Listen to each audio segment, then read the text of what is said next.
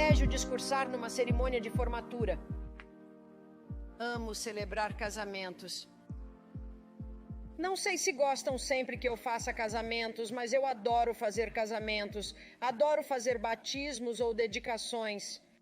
Adoro oficiar funerais.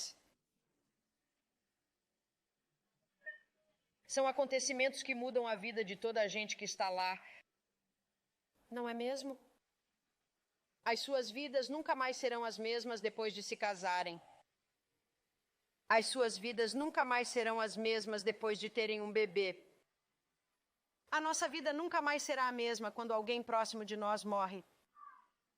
Há uma vida antes e uma vida depois, e o mesmo se passa com a cerimônia de formatura. É o mesmo com a nossa educação. Há o antes e o depois. É um momento de mudança de vida que precisa de ser registrado e precisa de ser pensado, saboreado e recordado. Por isso vou abordar 4 ou 5 pontos nesta noite. Vou me manter dentro do meu tempo, mas quero listá-los de antemão para que vocês saibam em que ponto estou. Vou falar sobre a graduação e a avaliação ou o exame, a graduação e a conclusão, a graduação e as notas ou o diploma, a graduação e as testemunhas ou testemunho e a graduação e o envio. Falamos muito em nossa missão e no corpo de Cristo hoje sobre transformação, reforma. Falamos sobre discipulado. Falamos sobre ter nossas mentes transformadas para que pensemos como Cristo.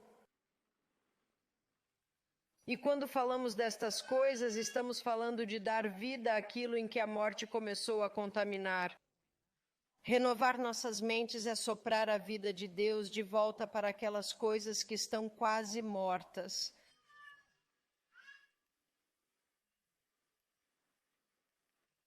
E isto não é feito com um salto gigantesco, mas momento a momento demonstramos o tamanho do nosso Deus. Por quantos momentos em nossa vida e do nosso dia permitimos que Ele tome controle e nos diga o que pensa sobre eles, o que quer fazer neles, como os vê e como os pode usar? Por isso, seja qual for o momento, pode ser a mudança de uma fralda, pode ser limpar banheiros, um trabalho favorito da missão para muitos de nós. Bem, talvez o preferido para nós, não necessariamente o nosso preferido. Pode ser dirigir por uma rodovia, mas construímos o reino de Deus dentro de nós, momento a momento, e pegamos cada momento e dizemos: o que está realizando aqui, Deus? Alguém me disse: mas isso me soa muito cansativo. E é quando não se conhece Deus muito bem. Mas quanto melhor se conhece Deus, mais natural é estar nesse diálogo contínuo. Não há qualquer esforço. E assim, o momento que queremos capturar agora é esta formatura, esta graduação. E já que estamos aqui, quer queiramos, quer não, vale a pena perguntarmos a Deus se há alguma coisa que Ele queira realizar em nosso meio com isso. Algo para que Ele nos quer aqui, algo com que Ele quer que saiamos daqui e com o que não viemos. E estou me dirigindo especificamente para os formandos. Mas todos nós estamos numa jornada educacional no reino de Deus. Portanto, isto aplica-se a todos nós. A primeira coisa que nos esforçamos por reformar, que nos esforçamos por ver na perspectiva de Deus, é o processo de avaliação, de exame e de prova. Algo que detestamos em geral. Pensamos, para que é que isto serve? É uma nota, é uma letra, é um conjunto de números que é igual a um número final que significa o quê? E deixamos que a morte contamine todo o conceito de exame e avaliação. Quando todas as crianças em idade escolar o amam, mesmo crianças que ainda não foram para a escola, sabemos que elas querem que a sua altura seja marcada na porta. Querem que as levantemos e digamos: estou maior, tia, estou maior. Querem dizer: olha bem para mim, vou pular. Pulei mais alto, pulei mais longe. Pulei mais longe do que eles? E eles não veem isto como uma crise de identidade. não pensam nisso dessa forma. Pensam nisso como um processo de crescimento e estão ansiosos por crescer, e estão ansiosos por se tornarem maiores e mais fortes e saltarem mais longe. E estão ansiosas porque eles digam: querida, você não está tão bem nisso, precisa melhorar nisto, você é muito bom aqui. Vê, isso é apenas um fato. Está bem, eu vou melhorar nisto, eu sou muito bom nisto. Uau, a que ponto chegamos? Porque quando andamos na escola durante algum tempo, pensamos que é uma medida de identidade pessoal. Eu falhei. Não estive à altura. Não obtive a melhor nota. A minha média não estava onde eu queria que estivesse. O que é que isso quer dizer sobre mim? Nada demais. Diz-nos onde somos fortes e onde somos fracos, onde crescemos e onde precisamos de crescer mais. Não é uma coisa fantástica? Não é isso que queremos? Não, não desde os meus 5 anos. Bem, isso precisa ser redimido, precisa ser reformado. Temos de vencer isto porque Deus ama a avaliação e exames, Ele ama. Ele o faz dentro da sua própria divindade, meu filho em quem me comprazo.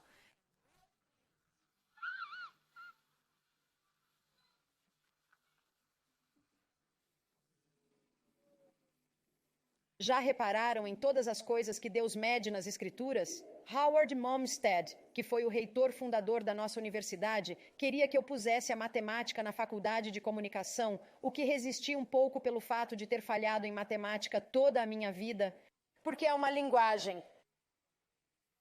E isso é verdade, mas a considero muito abstrata. E então consegui que ele a colocasse noutra faculdade, mas de fato os números são a linguagem do universo. A avaliação está integrada na realidade quantitativa e qualitativa do mundo. O exame é a forma que Deus tem de nos dar a realidade. Alguém disse, muitas pessoas dizem-me, oh, você tem a idade que sente ter. Não, não é assim. Você pode não se sentir velho, pode não se sentir jovem, mas você é tão velho quanto é. E isso são 365 dias. E quantas vezes o mundo girou em torno disto? Então veja, vivemos num mundo real, somos pessoas reais, temos habilidades reais, temos pontos fortes reais, temos fraquezas reais, temos leis reais que funcionam. Imagine se você tivesse de se levantar toda manhã sem saber se a gravidade estaria lá. Você não conseguiria fazer nada na vida. E imaginem se estivessem completamente desprovidos de saber o que quer que fosse sobre vocês próprios, porque não havia forma de se medir com qualquer outra coisa. Você não existiria. Percebe isto? Por isso Deus ama a avaliação. É bom, ele diz. Ainda estamos trabalhando nisso. Não é bom para Adão estar só. Um pouco mais de trabalho aqui. Ele está avaliando, ele está qualificando, ele está medindo. Sem isso, não saberíamos quem somos e o que somos capazes de fazer. Não conheceríamos os nossos pontos fortes, não conheceríamos os nossos pontos fracos, não saberíamos o que precisa de ser melhorado, não saberíamos o que não está funcionando, porque nunca chegamos lá. Você sabe? Como isso é libertador? Para uma disléxica com 67 anos de idade, saber que a ortografia nunca vai ser o meu forte. Que posso escrever errado perante o mundo e dizer, desculpem se escapou algum erro, corrijam nas suas anotações. Que libertador! Mas tenho outras coisas que posso fazer bem e tenho outras debilidades.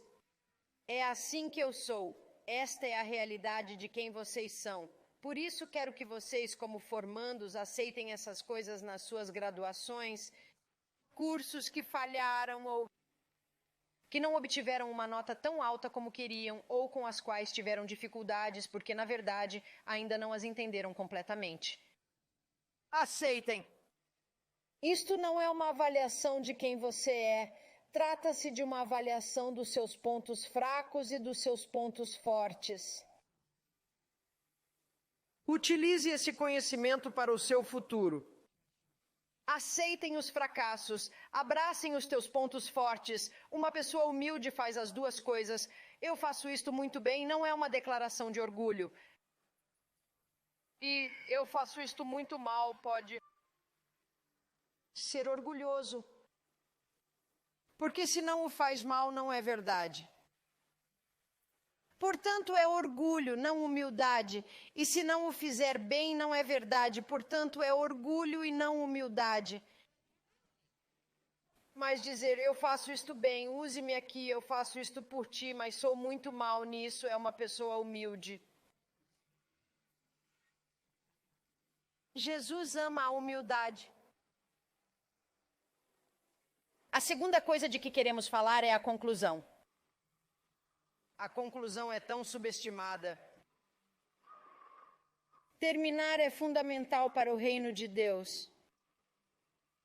Não somos apenas chamados a fazer, somos chamados a terminar. E uma das coisas mais espantosas na vida de Jesus é que no final da sua vida ele podia dizer: Pai, eu terminei.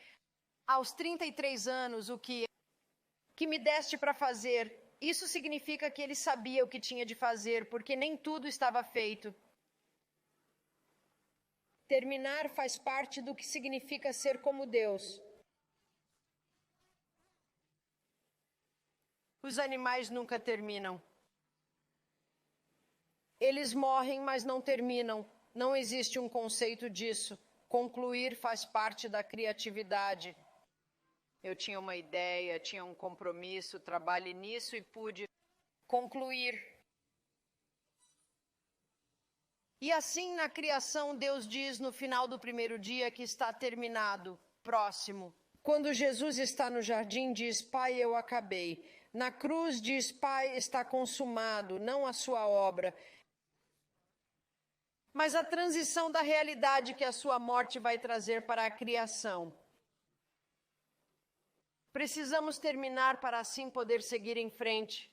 Precisamos terminar para que haja algo novo. E terminar é um ponto de transição, certo? Agora,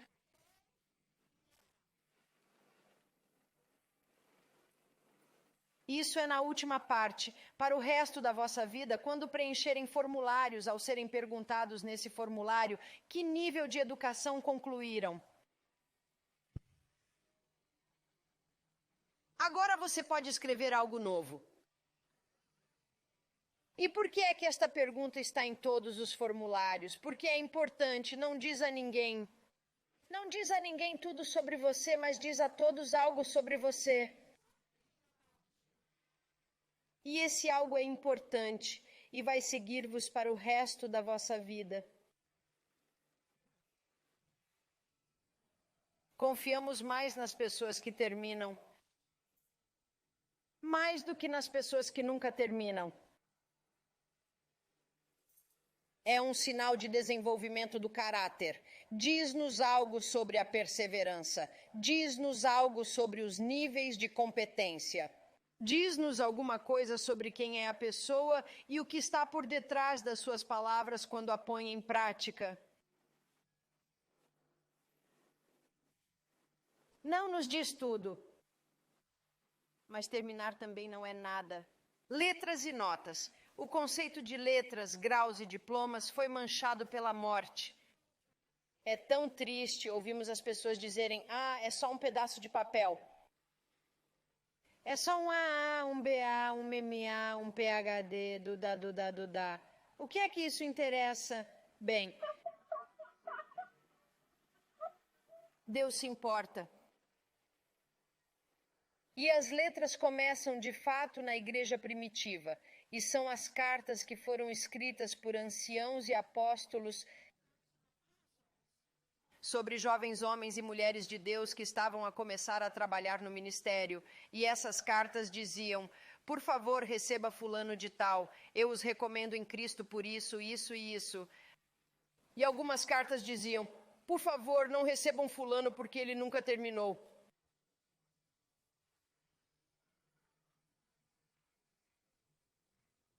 Vê, não eram cartas apenas simbólicas, eram cartas que transmitiam algo verdadeiro e real sobre a habilidade, sobre a maturidade e o caráter e habilidades do indivíduo que elas estavam representando, e você as carregava com você.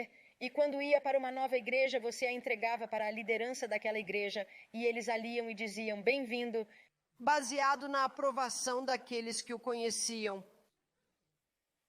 E essa é a história ou o pano de fundo dessas cartas que recebemos agora, que são literalmente cartas, ou esses diplomas, ou esses pedaços de papel. Dizem-nos que somos dignos de confiança numa categoria de habilidade e maturidade que você não tinha antes de terminar.